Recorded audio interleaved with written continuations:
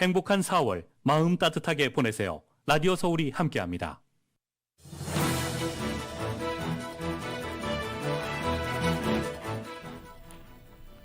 국토안보부가 육로 국경을 무단으로 넘는 이민자들을 즉시 추방할 수 있게 한 이른바 42호 규제를 다음 달 23일로 끝낸다고 밝혔습니다.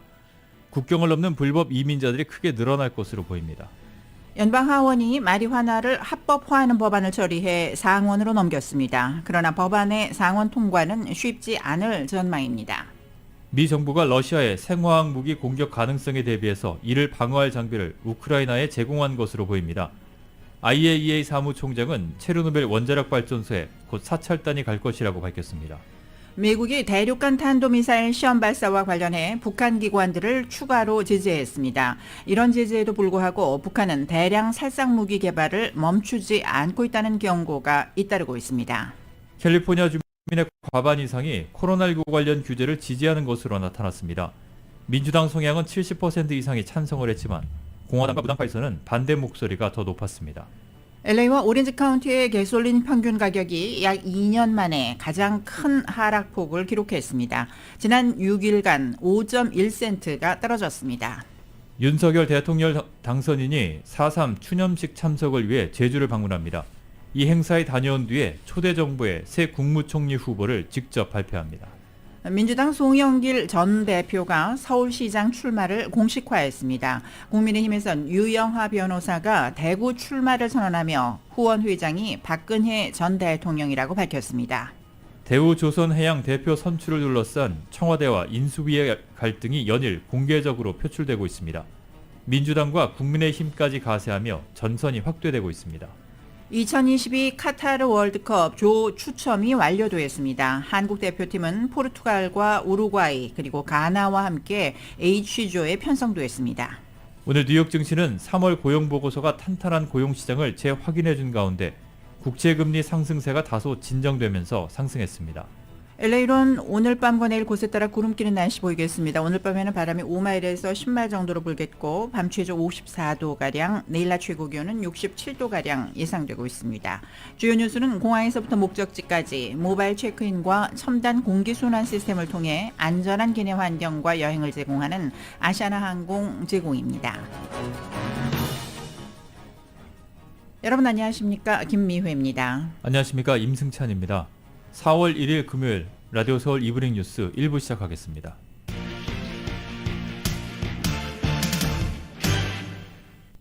미 정부가 코로나19 이후 코로나19 확산 방지를 명분으로 도입을 했었던 불법 이민자 추방 정책을 다음 달 종료하기로 했습니다.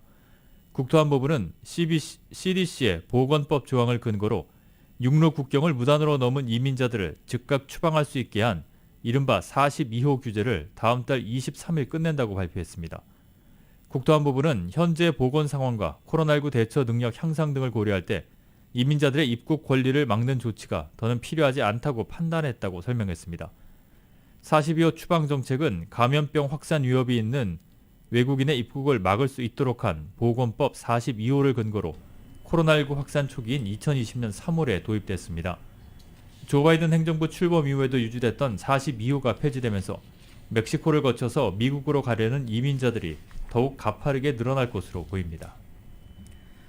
연방하원이 오늘 마리화나를 합법화하는 법안을 처리해서 상원으로 넘겼습니다. 민주당의 다수석인 하원은 오늘 마리화나를 유통하거나 소지한 사람에 대한 처벌 조항을 삭제하는 법안을 찬성 220명, 반대 204명으로 처리했다고 정치 전문 매체 더 힐이 전했습니다. 민주당에서 2명의 반대표가 나오고 공화당에선 3명의 찬성표가 나왔습니다. 이 법안은 마리화나로 유죄 판결을 받은 이들의 전과 기록을 없애고 현재 복역 중인 이들에게 무죄를 다시 선고토록 하는 내용도 담고 있습니다. 또 직업훈련, 약물 남용 치료, 중소기업 대출 등을 위한 보조금 프로그램에 활용할 수 있도록 마리화나와 관련 제품에 5% 세금을 부과하는 내용이 포함되어 있습니다.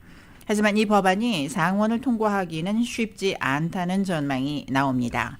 공화당의 반대를 넘어서려면 의사 진행 방해 절차를 무력화할 수 있도록 최소 60명의 찬성을 얻어야 하지만 현재 민주당은 무소속까지 포함해도 100석 중 50석을 차지해 공화당과 동수를 이룹니다. 더욱이 민주당 내에서도 조 맨친, 진 셰힌 상원 의원은 법안에 반대하고 있습니다.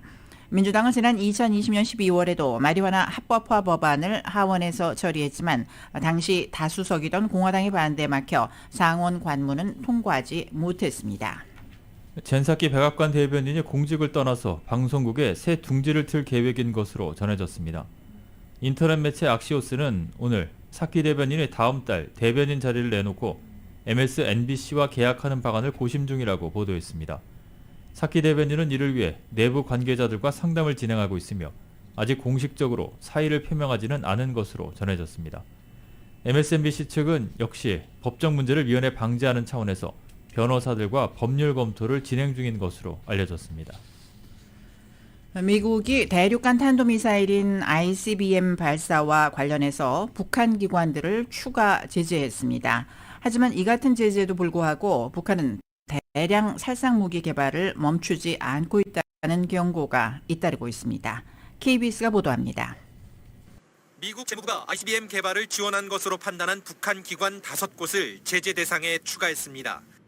북한 군수공업부 산하 로켓공업부와 조선승리산 무역회사 등 기업 4군데가 포함됐습니다.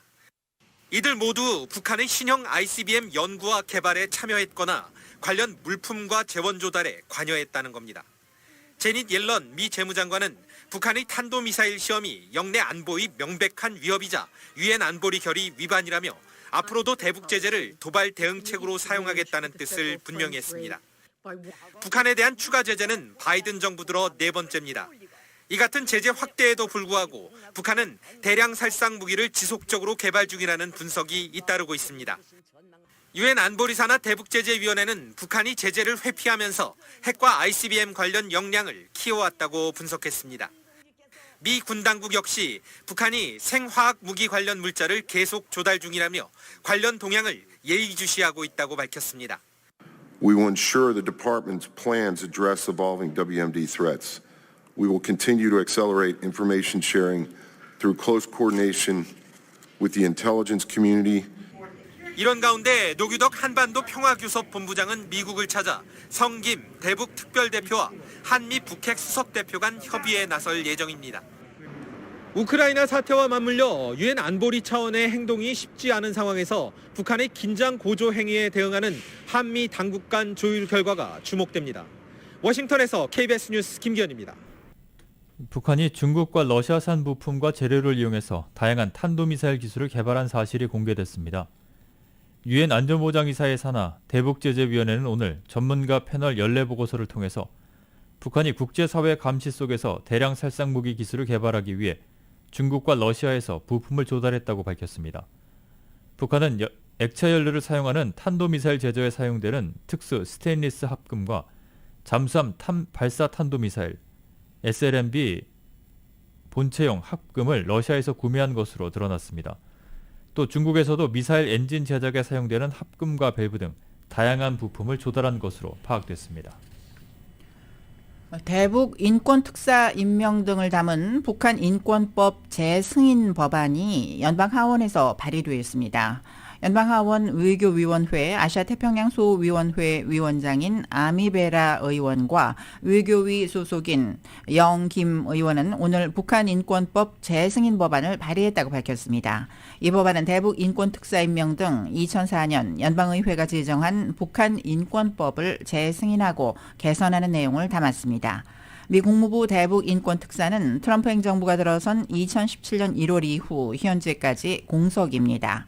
재승인 법안에는 북한의 정보 자유 촉진을 위한 연방정부 산하 글로벌 미디어국의 방송활동 지원과 북한 주민 인도적 지원을 위한 전달과 분배 체계 보장, 북한 난민 보호와 재정착을 위한 유엔 난민기구와의 협력 등도 담겼습니다.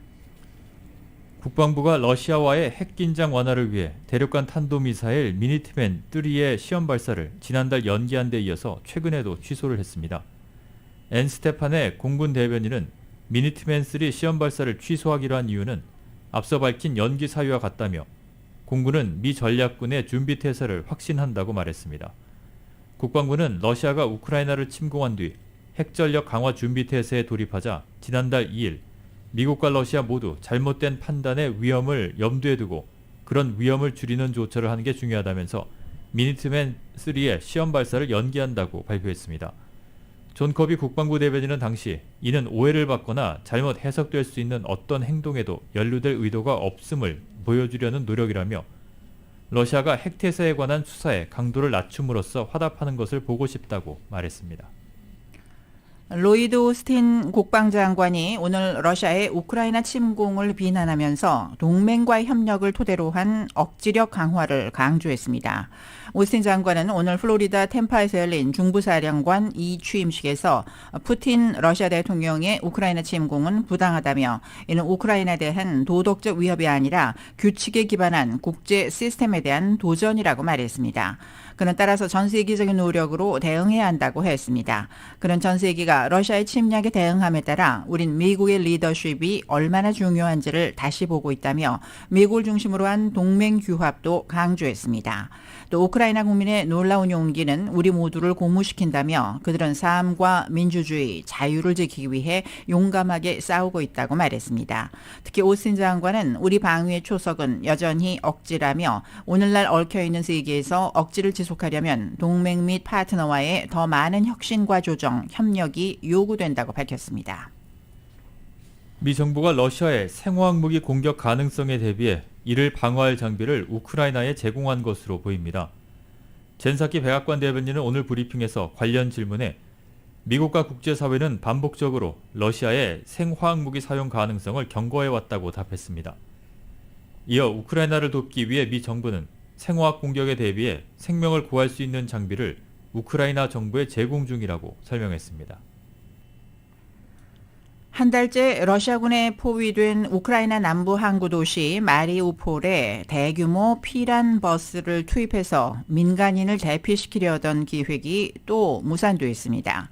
로이터 통신에 따르면 국제적십자위원회는 오늘 성명을 내고 민간인의 안전한 대피를 위해 마리우폴로 가던 적십자 팀이 자포리자로 되돌아왔다고 밝혔습니다. ICRC는 성명에서 차량 석 대와 9명의 적십자 대원으로 구성된 팀은 마리우폴에 도착할 수가 없었으며 민간인의 대피를 위한 안전 통로도 개설할 수 없었다고 전했습니다. 이어 적십자 팀은 현지 시간 2일 다시 한번 마리우폴에서 민간인을 대피시키기 위한 안전 통로를 열기 위해 노력할 것이라고 덧붙였습니다. 국제원자력기구 IAEA 사무총장은 우크라이나 체르노빌 원자력 발전소에 곧 사찰단이 갈 것이라고 밝혔습니다. 라파엘 그로시 사무총장은 우크라이나와 러시아를 방문한 뒤에 IAEA 본부가 있는 오스트리아 빈으로 돌아와서 기자회견을 열고 이같이 말했습니다. 그는 체르노빌에는 해야 할 일이 많다며 IAEA가 우크라이나 원자력 시설에 감시와 비상장비 등 안전과 관련한 물품을 제공할 것이라고 말했습니다. 그로시 사무총장은 또 체르노빌 원전 주변의 방사능 수준은 정상이라면서도 대형 차량이 인근을 지날 때 상대적으로 변화가 있을 수도 있다고 추정했습니다.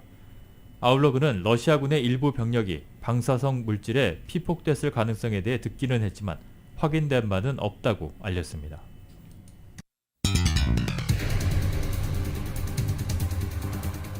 라디오 서울 이브닝 뉴스 1부 이 시간은 LA와 가든그로브 두 곳에서 모시는 금강안경 검안과 1250만 불 교통사고 최고보상 교통사고 전문 천재 변호사 리차드 호프만, 주류 언론과 유명 인사들을 감동시킨 미주 판매 1위 카후나 마사지 체어, 한인기업의 자랑 카후나 마사지 체어, 온오프 PRGR, 야마하 14 MU 스포츠, 전미국 독점 총판 올림픽 골프에서 함께 보내드립니다.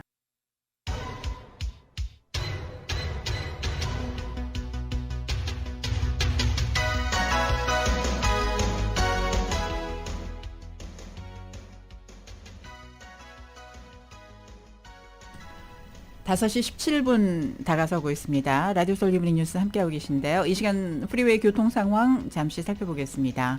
먼저 5번 프리 사우스 방면입니다. 4가 구간부터 오늘도 가다서다를 반복하면서 정체가 심한 모습 보이고 있습니다. 가필드 애비뉴까지는 10마일 또는 10마일 미만으로, 슬라슨 애비뉴 구간부터는 20마일 정도로 조금씩 풀리고 있는 모양새입니다. 101번 프리사우스 방면 역시 선셋 블루버드 구간부터 10마일대로 속도 많이 처지고 있습니다. 버먼트 애비뉴 구간 심한 정체 보이고 있고 110번 프리사우스 방면도 힐 스트리트 구간부터 가다서다를 반복하면서 정체가 길게 이어지고 있습니다. 추돌 사고 발생한 구간들도 눈에 띕니다. 405번 프리사우스 방면 노르만디 애비뉴 구간 조금 전에 사고 발생했습니다. 101번 프리웨이 이스트 방면 밸리 서클 블루버드 구간 210번 프리웨이 이스트 방면은 시트러스 애비뉴 출구에 각각 추돌 사고 발생했습니다. 끝까지 안전운전 하시기 바랍니다. 교통 상황이었습니다. 이브리 뉴스 일부 함께하고 계십니다. 캘리포니아 주민 과반 이상이 코로나19 관련 규제를 지지한 것으로 나타났습니다. 캘리포니아 공공정책연구소가 실시한 여론조사에 따르면 응답자의 57%가 대형 야외 행사나 식당 그리고 술집 등에서 실시한 백신 접종 증명 제출을 지지한 것으로 나타났습니다. 이에 반대한다는 응답은 41%였습니다. 하지만 지지 정당별로는 큰 차이를 보였습니다. 민주당 성향의 경우 71%가 백신 접종 증명 제출을 지지한 반면 공화당 성향의 72% 그리고 무당파 52%는 이에 반대한다는 입장을 보였습니다. 남성보다는 여성이 코로나19 관련 규제를 지지했고 지역별로는 샌프란시스코 지역 주민의 60%가 지지를 한 반면 센트럴밸리에서는 36%만이 규제를 찬성한 것으로 나타났습니다. 이번 설문조사는 3월 6일부터 17일까지 캘리포니아주의 성인 남녀 1672명을 대상으로 실시됐습니다. LA 카운티의 코로나19 입원 환자가 2021년 7월 초 이후 처음으로 300명 아래로 떨어졌습니다. 카운티 보건국은 오늘 현재 입원 환자는 어제보다 21명이 줄어든 287명이라고 밝혔습니다. 이 가운데 47명은 중환자실에서 치료를 받고 있습니다. 신규 확진자는 1167명으로 어제와 비교해 약 500명이 증가했습니다. 사망자는 16명이 보고됐습니다. 디즈니랜드가 코로나19 대유행 사태로 중단이 됐던 미키마우스 포옹 행사를 재개합니다.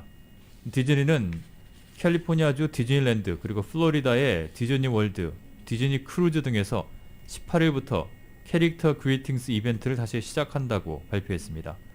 이 이벤트는 미키마우스와 미니마우스 등 디즈니의 애니메이션의 인기 캐릭터들이 방문객들을 안아주고 함께 사진 등을 찍는 환영 행사입니다.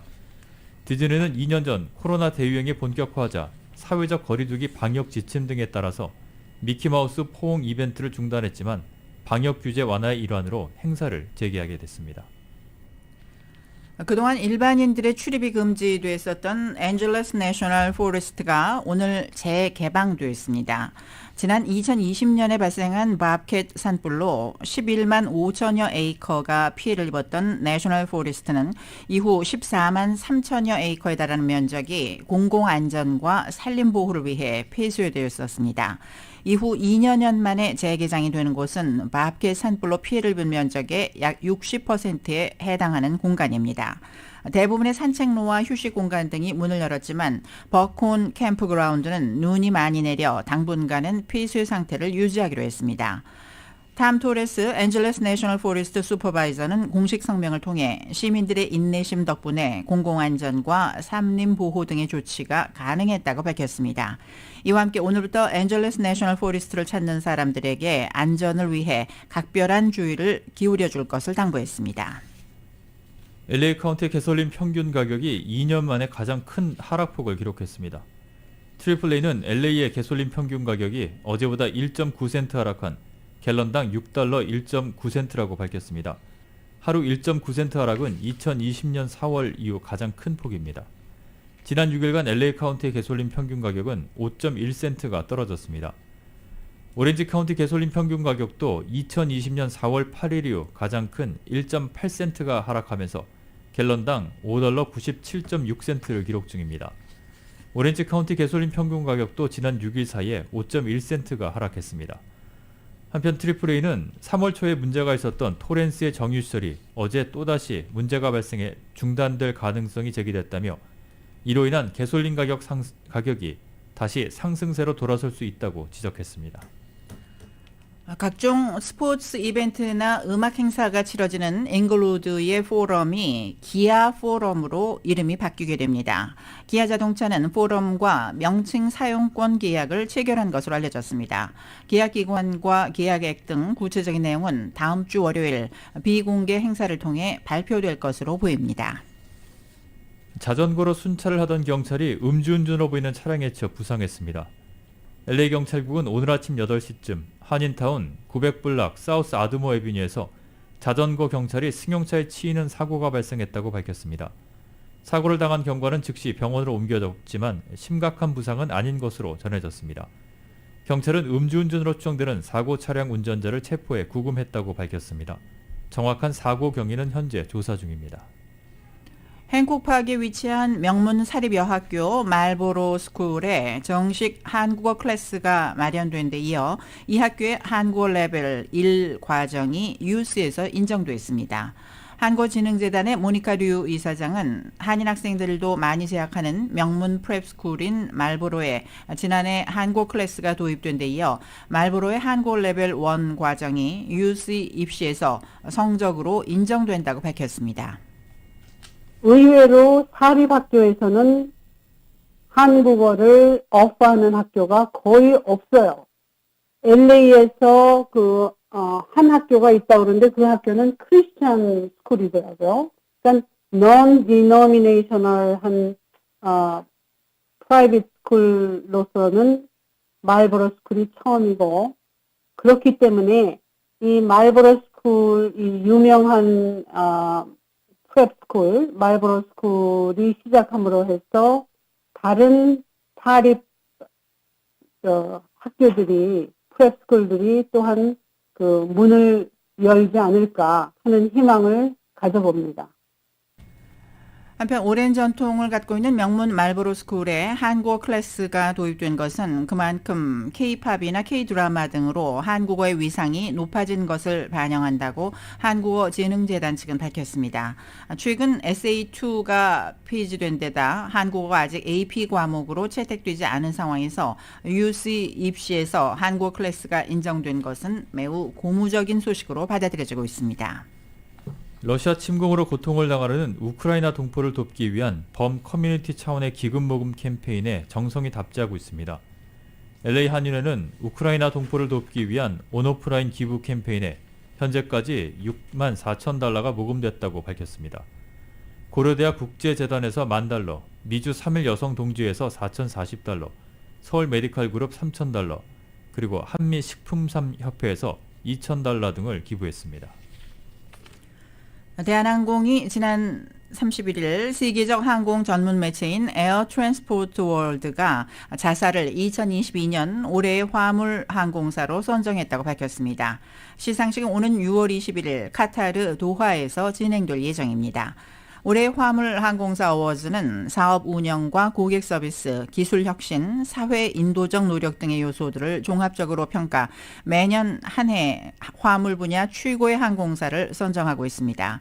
이로써 대한항공은 지난해 올해 항공사 선정에 이어 2년 연속 에어 트랜스포트 월드의 어워즈를 수상한 항공사로 선정되는 쾌거를 이루었습니다. 한인타운 노인센터가 4월 6일 오전 11시 노인센터 2층 강당에서 신경내과 조경구 박사를 초청해서 치매 진단과 치료에 대한 세미나를 개최합니다. 치매와 중풍 전문가로 알려진 조경구 박사는 타운 내 한인 전문 치매 병원을 건설 중이어서 관심이 모아집니다. 라디오 서울 이브닝 뉴스 함께하고 계십니다. LA와 가든그로브 두 곳에서 모시는 금강안경 검안과 1250만 불 교통사고 최고보상 교통사고 전문 천재 변호사 리처드 호프만 제공입니다. 잠시 후에는 한국 소식 간추려드립니다.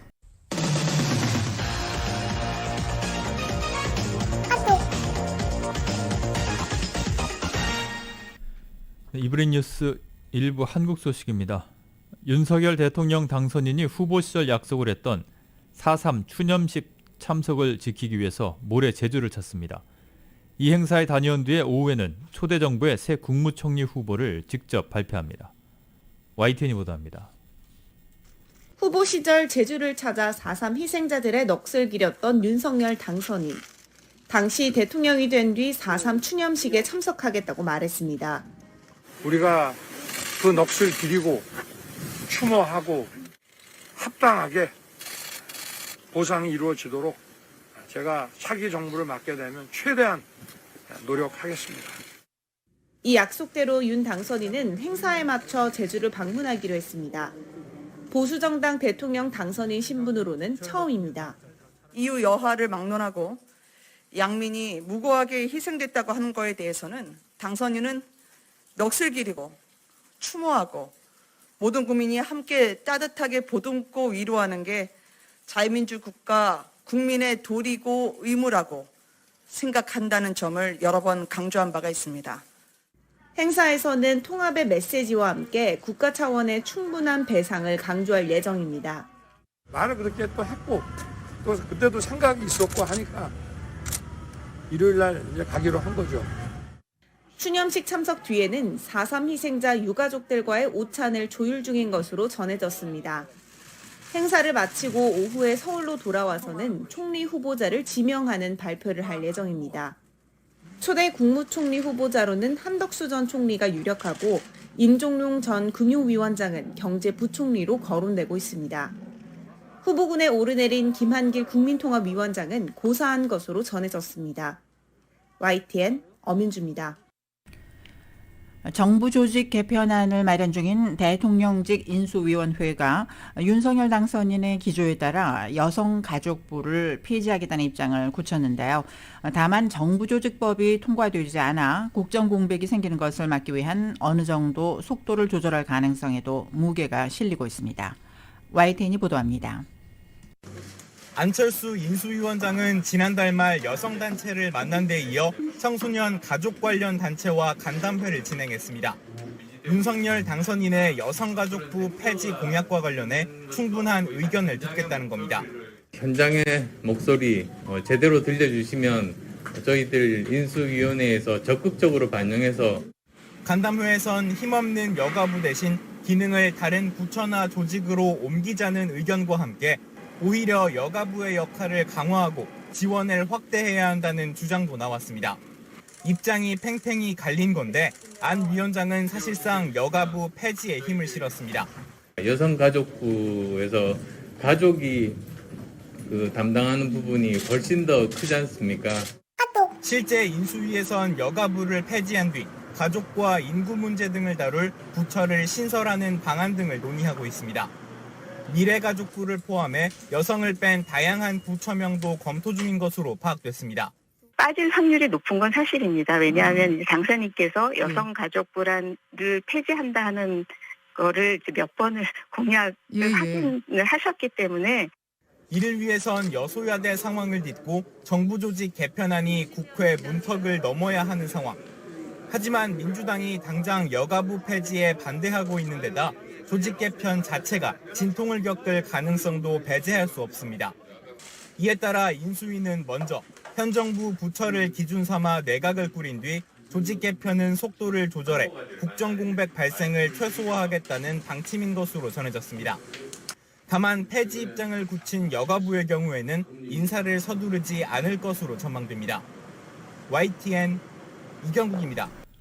대통령직 인수위원회가 한국 시간 2일 그룹 방탄소년단의 소속사인 하이브 본사를 찾습니다.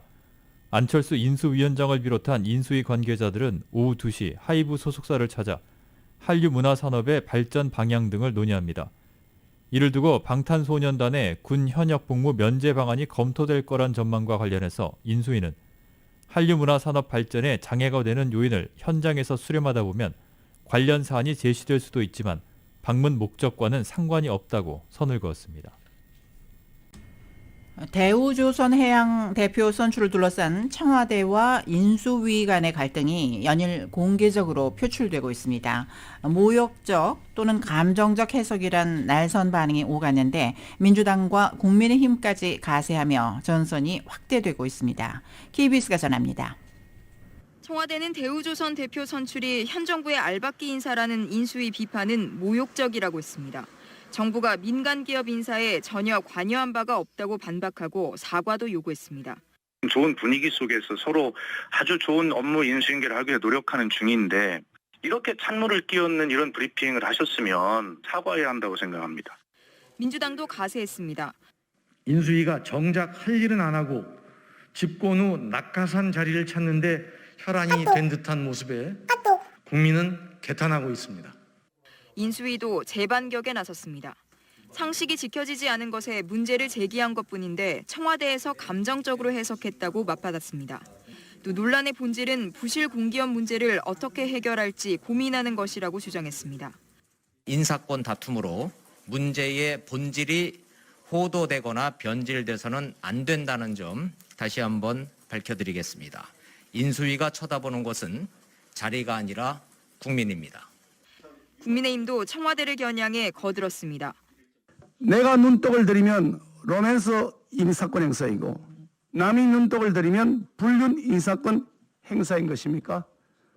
당선인 측은 그제 인수위의 첫 브리핑을 윤 당선인은 미리 알지 못했고 신구 갈등 재현도 아니라고 수위 조절에 나섰지만 김정숙 여사의 옷감 논란, 인수위의 임대차 3법 폐지 방침까지 신구 권력 간 대립은 확대되는 분위기입니다. KBS 뉴스 안다영입니다. 6월 지방선거가 이제 꼭 60일 남았습니다. 민주당에서는 송영길 전 대표가 서울시장 출마를 공식화했지만 당내 반발도 만만치는 않습니다. 국민의힘에서는 박근혜 전 대통령 최측근인 유영하 변호사가 대구 출마를 선언하면서 후원 회장이 박 전 대통령이라고 밝혔습니다. KBS가 보도합니다. 민주당 송영길 전 대표가 서울로 주소를 옮기고 시장 도전을 선언했습니다. 후보 인물란 속에 당의 요청에 따른 것임을 강조했습니다. 송 전 대표는 누가 서울에서 승리할 수 있을지 판단하는 시간이 될 것이라며 승리를 위해 헌신하겠다고 밝혔습니다. 경선에도 응하겠다고 했지만 당내 반발은 여전합니다. 서울 지역 의원 20명이 반대 뜻을 모았고 한 재선 의원은 KBS와의 통화에서 대선 패배 책임을 지고 물러나겠다던 당 대표가 20일 만에 당을 위해 헌신하겠다고 나오는 삼류 소설 같은 상황이라고 평가했습니다. 경기지사 경쟁에선 뒤늦게 뛰어든 새로운 물결 김동연 대표와 민주당 후보들의 신경전이 거칠어지고 있습니다. 착한 선비 리더십 가지고는 이 야만의 시대에 맞설 수 있겠습니까? 불쾌하진 않습니다. 원래 말을 좀 가려서 안 하시는 분이니까요. 당내 경선에서 50%인 당원 비율을 조정할지가 관건입니다. 대구에선 유영하 변호사가 출사표를 던졌습니다. 홍준표 의원, 김재원 전 의원과 3파전입니다.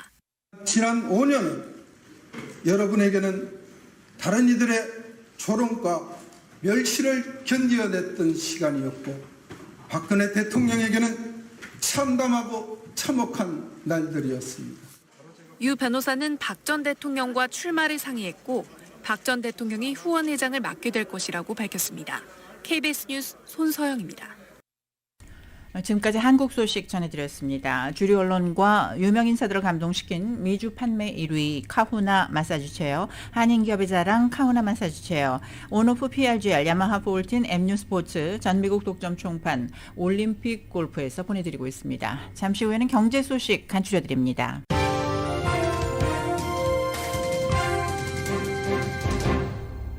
이브리 뉴스 1부 경제 소식입니다. 오늘 뉴욕 증시는 3월 고용보고서가 탄탄한 고용시장을 재확인해준 가운데 국채금리 상승세가 다소 진정되면서 상승했습니다. 다우존스 산업평균지수는 어제보다 139.92포인트가 오른 34,818.27로 장을 마쳤습니다. S&P 500지수는 15.45포인트가 뛴 4,545.86, 나스닥 지수는 40.98포인트 상승한 14,261.50으로 거래를 마쳤습니다. 뉴욕 유가는 국제에너지기구 회원국들이 비축유 방출에 동참하기로 했다는 소식에 배럴당 $100 이하로 떨어졌습니다. 뉴욕 상업거래소에서 5월물 서부 텍사스산 원유 가격은 어제보다 $1 1센트가 하락한 배럴당 $99 27센트에 거래를 마쳤습니다.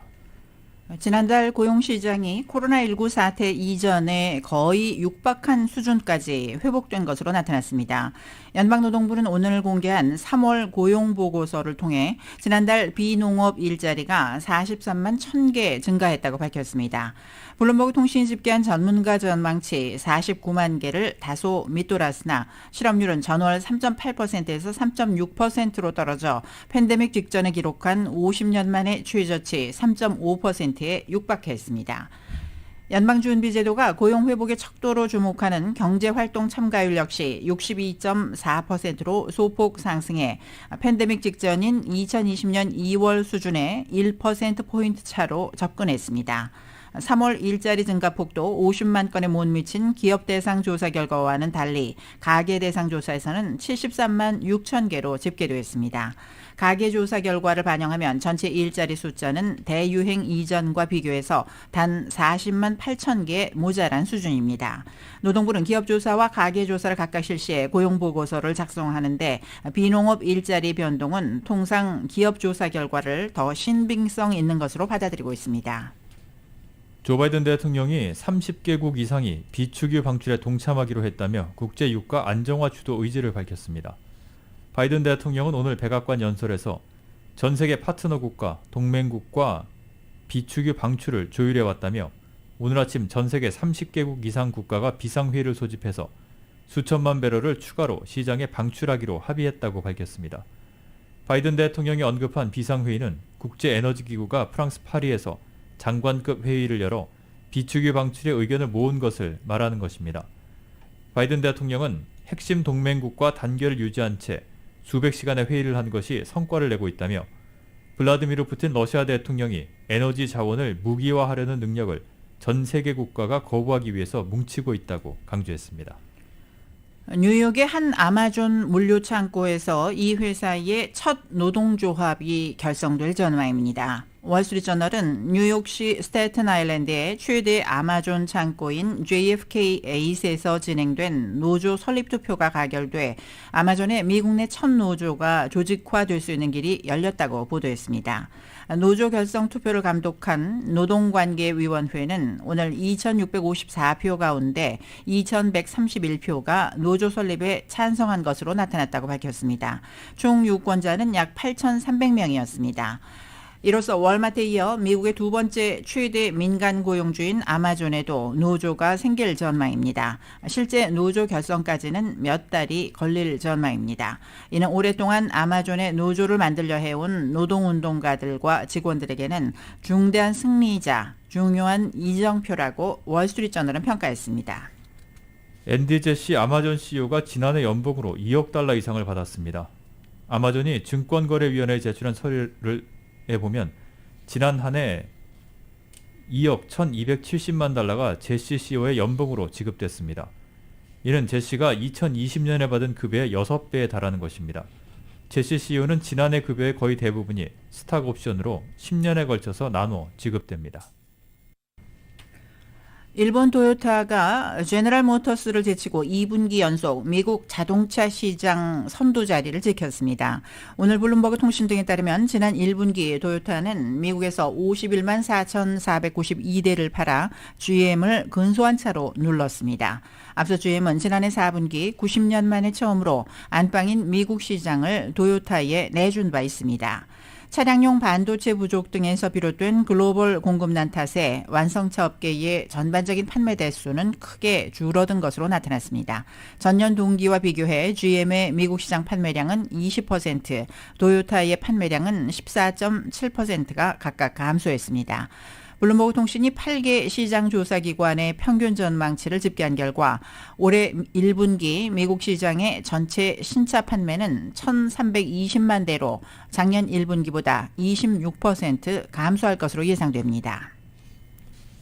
현대자동차가 올 1분기 미주 시장에서 15만 9천여 대 신차를 팔아서 역대 최다 소매 판매 기록을 세웠습니다. 현대차 미주법인은 오늘 올 1분기 소매 판매가 지난해 같은 기간보다 1.4%가 늘었고 이 가운데 전기 자동차의 판매량은 241% 증가했다고 밝혔습니다. 법인 측은 1분기 소매 판매 실적이 시장조사 업체인 JD파워가 집계한 업계 전체 예측치 14.8% 감소를 능가했다고 설명했습니다.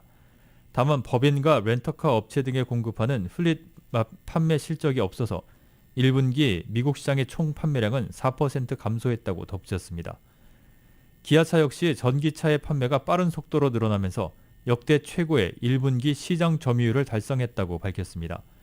기아자동차의 1분기 총 판매 대수는 15만 1천여 대였고 3월 한 달간의 실적은 5만 9천여 대였습니다. 오는 2026년부터 미국에서 판매되는 신차의 연비 기준이 대폭 강화됩니다. 전국 도로교통안전국은 오는 2026년형 자동차부터 연비 기준을 1갤런에 평균 40마일로 올린다고 밝혔습니다. 현재 미 전국에서 팔리는 신차의 연비 기준은 1갤런에 평균 24마일입니다. 도로교통안전국이 제시한 연비 기준에 맞추기 위해서 각 자동차 제조사들은 2023년과 2024년에 각각 연비를 8%씩 올리고 2026년에는 연비를 10% 개선해야 합니다. 현재 전국의 가솔린 가격은 러시아의 우크라이나 침공 이후 1갤런당 평균 4달러 22센트까지 올라 1년 전보다 50%가량 급등했습니다. 도로교통안전국은 새 기준에 따라 연비가 강화된 신차를 사는 소비자는 연간 1,400달러의 연료비를 아낄 수가 있다고 분석했습니다. 또 이산화탄소 배출량도 2050년까지 25억 톤에 달할 것으로 예측했습니다.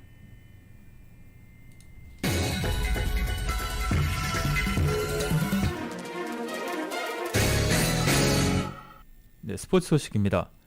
한국 축구 국가대표팀이 11월 카타르 월드컵 본선에서 유럽의 강호인 포르투갈, 남미의 복병 우루과이, 그리고 아프리카의 가나와 한 조에 편성됐습니다. 모두 쉽지 않은 상대지만 벤투 감독은 조편성은 조편성일 뿐이라며 최선을 다하는 경기를 보여주겠다고 다짐했습니다. KBS가 보도합니다. 사상 첫 중동 월드컵 개최를 알리는 전통 공연으로 시작된 조 추첨.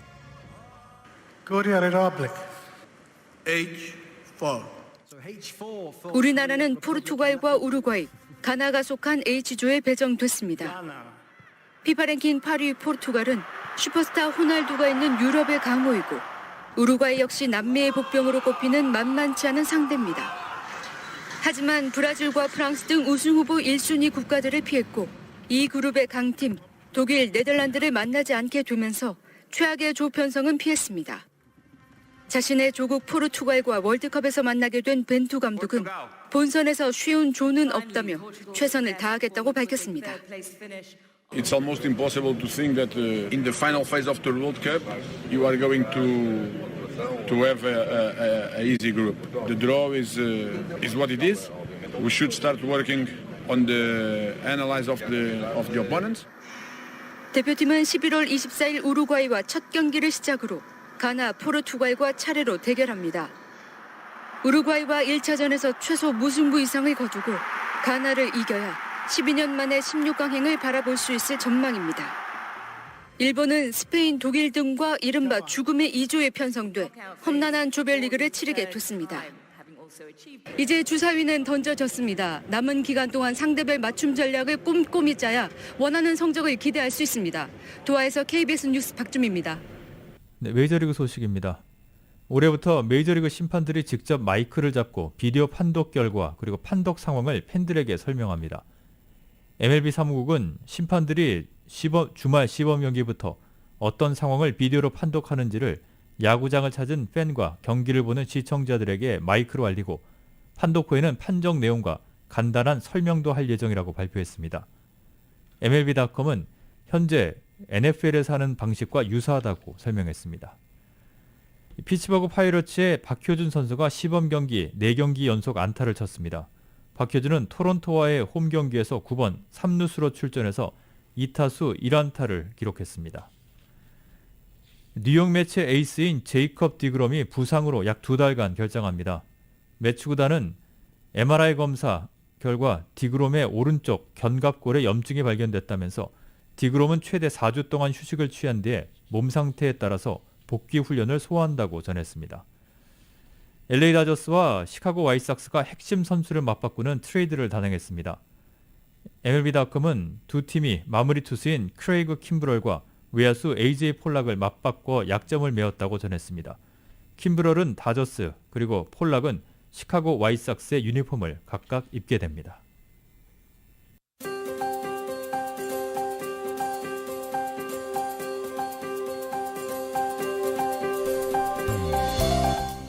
(4월의) 첫날 4월 1일 금요일 저녁 라디오 서울 이브닝 뉴스 날씨 전해드립니다. 맥도날드에서 소시지나 치킨 맥그리들스로 아침을 열어보세요. 맥도날드 제공입니다. LA로는 오늘 저녁 구름이 조금 끼겠고 바람은 5마일에서 10마일 정도로 불겠습니다. 밤 최저 54도까지 내려가고 내일도 역시 곳에 따라 구름 끼는 날씨 이어지면서 낮 최고 기온 67도, 밤 최저 57도가량을 보이겠습니다. 한편 일요일도 비슷한 기온이 이어지다가 다음 주 월요일부터는 기온이 올라가기 시작합니다. 다음 주 화요일부터 조금씩 더워질 것으로 전망됩니다. 내일 낮 최고 기온 오렌지 카운티 지역은 내일 낮 최고 67도, 밸리와 인랜드 엠파이어 70도, 해안 지역 64도, 산악지대는 63도로 예보돼 있습니다. 하와이 호놀룰루 오늘 저녁 구름이 조금 끼겠고 바람은 15마일에서 25마일로 불겠습니다. 밤 최저 71도, 내일도 역시 곳에 따라 흐린 날씨가 이어지겠습니다. 바람도 20마일에서 30마일 정도로 강하게 불겠고 내일 낮 최고 기온 81도, 밤 최저 71도가 되겠습니다. 한국은 이번 주말 봄 기운이 가득합니다. 오늘 전국이 쾌청하겠고 공기도 비교적 깨끗하겠습니다. 오늘 낮 기온은 서울이 13도, 부산 15도, 대구 17도까지 오르겠습니다. 맥도날드에서 소시지나 치킨 맥그리들로 아침을 열어보세요. 맥도날드 제공 날씨였습니다. 라디오 서울 이브닝 뉴스 1부, 지금까지 LA와 가든그로브 두 곳에서 모시는 금강안경 검안과 1250만 불 교통사고 최고보상 교통사고 전문 천재 변호사 리차드 호프만, 주류 언론과 유명인사들을 감동시킨 미주 판매 1위 카후나 마사지 체어, 한인기업의 자랑 카후나 마사지 체어, 온오프 PRGR, 야마하 볼틴, M뉴스포츠 전미국 독점 총판, 올림픽 골프에서 보내드렸습니다. 잠시 후 6시 라디오 서울 이브닝 뉴스 2부가 계속됩니다.